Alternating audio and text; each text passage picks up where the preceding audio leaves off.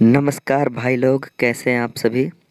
आप सभी को हमारे यूट्यूब चैनल भोजपुरी आसान में दिल से स्वागत है। भाई लोग, एक और टीज़र आया है खेसारी भैया का सारेगामा हम भोजपुरी से, जिस टीज़र का नाम है देवरा भइल दतार।